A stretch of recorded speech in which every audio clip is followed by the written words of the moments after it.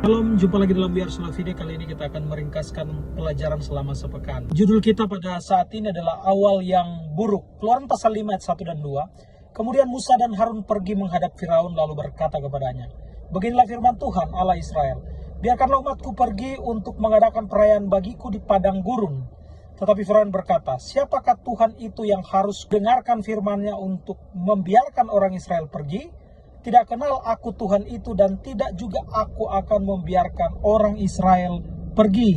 Sebagaimana Musa sempat ragu panggilan Tuhan terhadap dirinya untuk membebaskan bangsa Israel, itu terbukti di saat Musa pergi dan bertemu dengan Firaun, di mana dia tidak mendapatkan jawaban yang pasti. Akhirnya Firaun tidak memberikan izin untuk Musa membawa keluar bangsa Israel. Kalau kita lihat, tidak masuk akal bahwa Firaun melepaskan orang Israel, karena orang Israel ini sangat-sangat berguna di dalam pekerjaan bagi orang Mesir.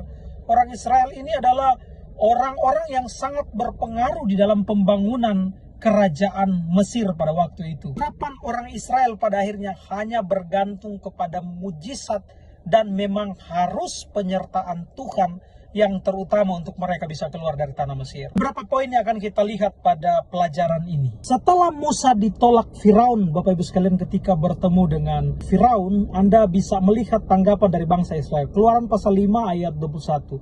Lalu mereka berkata, "Tuhan memperhatikan perbuatanmu dan menghukum kamu, karena kamu telah membusukkan nama kami kepada Firaun dan hamba-hambanya, dan dengan demikian kamu telah memberikan pisau kepada mereka untuk membunuh kami." Anda bayangkan bagaimana posisi daripada Musa pada saat itu, di mana bangsa Israel pada akhirnya tidak percaya kepada Musa. Keraguan demi keraguan terjadi di tengah-tengah bangsa Israel. Walaupun tanda-tanda dari Tuhan, bahkan tulah yang diberikan Tuhan kepada bangsa Mesir, itu belum sepenuhnya membuat Firaun sadar dan membebaskan bangsa Israel pada waktu itu. Mungkin pada waktu itu sudah kehabisan cara bersama dengan Harun bagaimana cara untuk membebaskan bangsa Israel.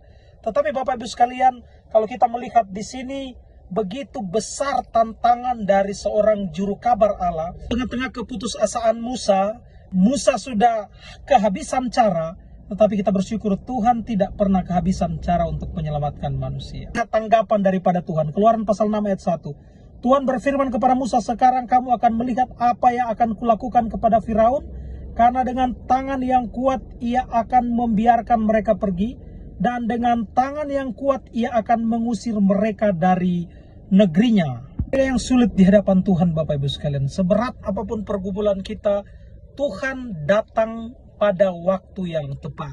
Bagaimana tanggapan Musa? Keluaran pasal 6 ayat 11. Tetapi Musa berkata di hadapan Tuhan, "Orang Israel sendiri tidak mendengarkan aku. Bagaimana mungkin Firaun akan mendengarkan aku? Aku seorang tidak fasih lidah."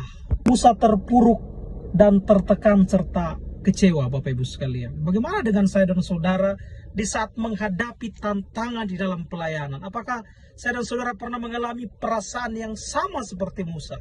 Pun sama seperti tokoh-tokoh saksi-saksi iman di dalam Alkitab, mereka tetap bertahan di tengah-tengah keterpurukan mereka karena Tuhan menjadi penopang dan kekuatan mereka. Keluaran pasal 7 ayat 1, berfirmanlah Tuhan kepada Musa, "Lihatlah, aku akan mengangkat engkau sebagai Allah bagi Firaun, dan Harun abangmu akan menjadi nabimu."